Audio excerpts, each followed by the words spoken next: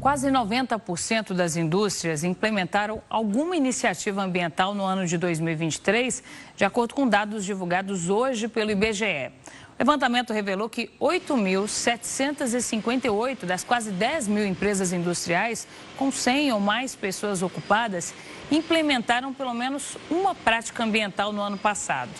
Foram considerados 6 temas na pesquisa: recursos hídricos, resíduos sólidos, eficiência energética, reciclagem e reuso, o uso do solo e emissões atmosféricas. A maior parte das iniciativas foi no âmbito de resíduos sólidos. Ainda de acordo com o IBGE, o maior incentivo para essas medidas foi a própria regulação de normas ambientais. Apenas 22,7% delas foram influenciadas por políticas públicas de incentivo. E para a gente falar mais sobre isso, nós convidamos o engenheiro ambiental e coordenador geral do MAP Biomas, Tasso Azevedo. Tasso, muito boa tarde para você, seja bem-vindo. Boa tarde, Renato, boa tarde. Tasso, a gente está falando de algumas adaptações que algumas empresas fizeram, pensando nas questões ambientais. Ontem o presidente Lula falou que o governo não estava 100% preparado, por exemplo, para as queimadas que estão acontecendo em todo o país, que os estados e municípios também não estão preparados, nem com efetivo mesmo para lidar com todo esse problema. Eu te pergunto se você considera que nós estamos preparados de alguma forma para todas essas mudanças que estão acontecendo, que já são uma realidade, e se algum país, algum lugar está de fato preparado para isso tudo que vem acontecendo.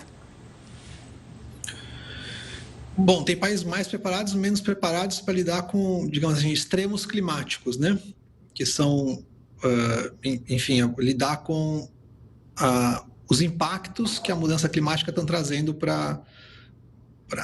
no mundo inteiro, né? E então você tem países como o Japão, por exemplo, que tem mais preparo, quer dizer, os extremos climáticos acontecem, mas com menos vítimas, por conta do preparo que você tem para lidar com o impacto daquilo que está acontecendo. Então, eu acho que essa é a questão principal no Brasil. Então, a maior parte dos municípios brasileiros não tem uma preparação para lidar com os impactos desses eventos extremos. A gente não consegue mudar o evento extremo. O evento extremo, quando é para acontecer, vai acontecer. Mas a gente tem que aprender a lidar com esses impactos de forma a reduzir os efeitos sobre as pessoas e sobre o ambiente. Agora, a gente pode também impactar no longo prazo o que pode ser esses eventos climáticos. Então, se a gente emite mais gases de efeito estufa na atmosfera, a gente vai gerar mais mudança climática. Então, a gente pode reduzir, né, a nossa contribuição para a poluição, de forma a reduzir esses efeitos extremos de clima no futuro. Mas para agora, nesse momento, e acho que é isso que estava se referindo o presidente na fala de ontem, é de que com a mudança acontecendo nesse momento, a gente não está preparado para enfrentar os seus impactos, né? Um exemplo bem óbvio, né, é que a gente já sabia em abril desse ano que teríamos uma estiagem muito profunda na Amazônia, né, uma seca muito profunda, e, portanto, seria possível ter começado a ação, né, para remediar os impactos lá em abril e maio, né, e não esperar a declaração de emergência atual para poder fazer as ações de remediação dos impactos, por exemplo, levar combustível, alimento e remédios, etc., para as regiões que estão isoladas, né? Isso podia ter sido feito já preparando anteriormente. Eu acho que é sobre isso que trata o fato de a gente não estar preparado. Tasso, a gente falou agora há pouco da situação das empresas, né? Da preocupação com a questão ambiental por parte das empresas. É um assunto que a gente vem falando um pouco mais de um tempo para cá. Muitas empresas estão se readequando, mas é fato que a gente ainda tem um longo caminho para percorrer nesse sentido. Quais você considera que sejam os principais gargalos quando a gente fala de adequação das empresas para uma preocupação ambiental? Quais são os principais gargalos aqui no Brasil? Eu acho que, em geral, a gente tem, de percepção geral nas empresas, a ideia de que você tem que cumprir as regras.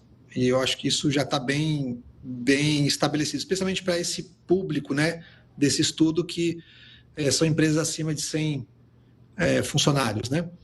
Então, naquilo que tange as obrigações, né, como, por exemplo, a logística reversa, tratamento de resíduos, tratamento de água e tal, esses são temas que já estão sendo incorporados e o estudo mostra isso, né? Agora, é diferente você falar de uma iniciativa ambiental que deriva de uma obrigação, de você fazer uma iniciativa que vai além da sua obrigação, ele vai à sua responsabilidade, à sua percepção da sua importância no ambiente em que a gente está vivendo. Então, eu acho que nisso ainda a gente está distante do ideal, né? O número de iniciativas que vão além daquilo que são as obrigações é bem mais limitado do que aquilo que são apenas cumprir as obrigações. Então, vou dizer assim, por exemplo, você tem a obrigação de entregar a água, né, que você coleta e utiliza no processo industrial. Quando você devolve ela para o ambiente, a água está melhor do que aquilo que você recebeu, né? Você pode se contentar com isso, ou seja, eu recebi uma água muito poluída e devolvi a água com um pouquinho menos de poluição, ou eu recebi água poluída e eu entrego a água de volta, uma água limpa, por exemplo. Isso é ir além, né? É buscar deixar as coisas no mundo melhor do que você encontrou. Então, não é só não causar o impacto, mas é gerar um efeito, né, líquido positivo da ação de cada empresa. Tasso, a gente considerando todas essas mudanças que a gente tem vivido e os reflexos dela, né? Uma seca extrema e a gente vê a propagação intensa de queimadas por todo o país, as tempestades que vêm, aí a gente vê questões como o alagamento que aconteceu no Rio Grande do Sul, teve a cidade de São Paulo batendo recordes na semana passada inteira com a qualidade do ar muito ruim.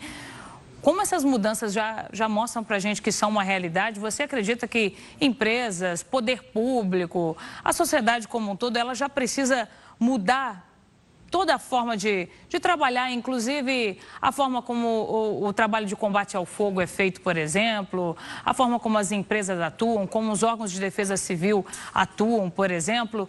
Todo o sistema de trabalho vai precisar ser repensado para acompanhar essa nova realidade que a gente está vivendo?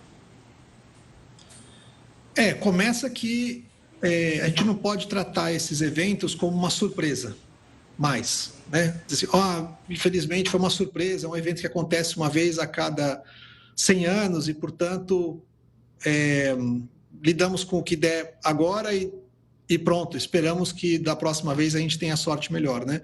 A gente já sabe, e todos os estudos nessa área mostram, que os impactos, né, esses eventos extremos, eles vão acontecer de forma mais frequente, mais intensa e mais prolongada. Então, acontece mais vezes, cada vez de forma mais forte e por mais tempo. Então, esse é o novo normal, né? Daqui a alguns anos, a gente vai olhar para trás e vai pensar 2023 como o ano em que talvez tenha sido o ano mais fresco dos próximos 50 anos, né? Porque a tendência é que a gente tenha eventos muito mais extremos daqui para frente. Isso faz com que empresas, poder público, tenham que pensar e planejar as suas ações não baseadas no que nós tivemos até agora, olhando para trás, né? Mas pensando que a gente tem que estar se preparando para um futuro, digamos, muito mais difícil, com muito mais eventos climáticos, então tem que estar preparados para esse futuro e não baseado só naquilo que aconteceu no passado. Tasso, a pergunta que não quer calar, tem volta ou não tem mais o que fazer na sua visão e a gente precisa se adaptar e tentar atenuar os danos daqui para frente? É um tema, tem um conceito que a gente chama de ponto de não retorno, né? Que é quando você não consegue mais voltar ao estágio anterior, a não ser com muito, muito, muito investimento, mas é pouco provável. Então, a gente nunca sabe se a gente está no ponto de não retorno quando ele está acontecendo. A gente só vai saber olhando lá no futuro, olhando retroativamente e pensando, o ponto de não retorno aconteceu lá atrás. Uma das preocupações é que talvez a gente possa estar no ponto de não retorno em duas regiões específicas no Brasil, no Pantanal e na Amazônia. No Pantanal, há quem diga que a gente já passou do ponto de não retorno, né? O Pantanal já perdeu mais 60% da superfície de água nos últimos 30 anos, e não há sinais de retorno disso, né? E, então, talvez ali a gente esteja passando do ponto de não retorno. E o caso da Amazônia, que é esses 2 eventos de seca muito prolongados, profundos, um ano após o outro, é inédito, e ele pode levar a Amazônia a um outro ponto de equilíbrio, um ponto de equilíbrio em que ela tenha características de uma savana, em vez das características de uma floresta tropical úmida, com o efeito, né, de carregar a umidade para o restante do país. Bom, torço muito para que a gente não esteja nesse ponto de não retorno, né? Mas, de toda maneira, a gente está muito próximo. Se a gente não estiver nele, está muito próximo dele. E só tem uma coisa a fazer: a gente tem que estancar completamente o desmatamento na região e trabalhar para a recuperação das áreas mais sensíveis, de forma que a Amazônia possa cumprir o seu papel de ser uma espécie de caixa d'água e bomba d'água para todo o país. Porque é uma tristeza imensa a gente pensar nisso, e os impactos são nas mais diferentes áreas, os impactos são imensos, inclusive impactos econômicos, né? Que às vezes tem aquela ideia de que o discurso ambiental ele está indo contra uma ideia de progresso, e não é isso. A gente perder a Amazônia, perder o Pantanal, é um impacto inclusive econômico para a gente também. Tasso, obrigada, viu, pela participação. Uma ótima tarde para você.